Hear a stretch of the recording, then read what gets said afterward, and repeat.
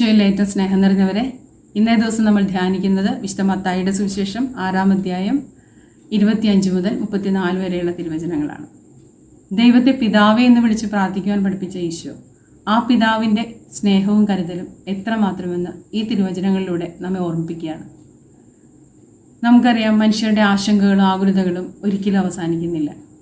ഈശോ ചോദിക്കുകയാണ്, നിങ്ങൾ എന്തിനാണ് ആശങ്കപ്പെടുന്നത്? ആശങ്കപ്പെട്ടതുകൊണ്ട് നിങ്ങളുടെ ആയുസ്സിൻ്റെ ഒരു മുഴമെങ്കിലും കൂട്ടുവാൻ നിങ്ങളിൽ ആർക്കെങ്കിലും കഴിയുമോ? എന്ത് ഭക്ഷിക്കും, എന്ത് പാനം ചെയ്യുമെന്ന് ജീവനെക്കുറിച്ചോ എന്ത് ധരിക്കുമെന്ന് ശരീരത്തെക്കുറിച്ചോ നിങ്ങൾ എന്തിനാകുലപ്പെടുന്നു? നാളെക്കുറിച്ച് ഓർത്ത് നിങ്ങൾ എന്തിനാശങ്കപ്പെടുന്നു? ആകാശത്തിലെ പറവകളെ നോക്കുക, വയലിലെ ലില്ലികളെ നോക്കുക. അവ വിതയ്ക്കുന്നില്ല, കൊയ്യുന്നില്ല, നാളേക്ക് വേണ്ടി ശേഖരിച്ചു വയ്ക്കുന്നില്ല. എങ്കിലും കരുണാമയനായ ദൈവം അവയെ എത്ര മനോഹരമായി പരിപാലിക്കുന്നുവെന്ന് കാണുക. അങ്ങനെയെങ്കിൽ ദൈവം തൻ്റെ സാദൃശ്യത്തിലും തൻ്റെ ഛായയിലും സൃഷ്ടിച്ച മനുഷ്യനെ, തൻ്റെ സൃഷ്ടികളിൽ മഹോന്നത സൃഷ്ടിയായ മനുഷ്യനെ എത്ര കരുണയോടെ, എത്ര കരുതലോടെ പരിപാലിക്കും. തിരുവചനം 30 ആശങ്കാകുലരാകുന്ന മനുഷ്യരെ ഈശോ അഭിസംബോധന ചെയ്യുന്നത് അല്പവിശ്വാസികളെ എന്നാണ്. അതായത് നമ്മുടെ ആകുലതകളുടെ ആധിക്യത്തിന് കാരണം നമ്മുടെ വിശ്വാസരാഹിത്യമാണെന്ന് ഈശോ ഇവിടെ ചൂണ്ടിക്കാണിക്കുകയാണ്.